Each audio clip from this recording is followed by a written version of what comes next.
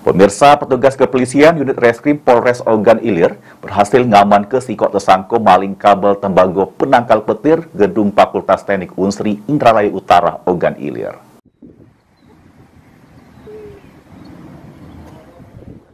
HD 30 tahun, begawe Satpam, warga Persada, Kelurahan Indralaya Indah, Ogan Ilir yang berhasil diamankan petugas Polres Ogan Ilir.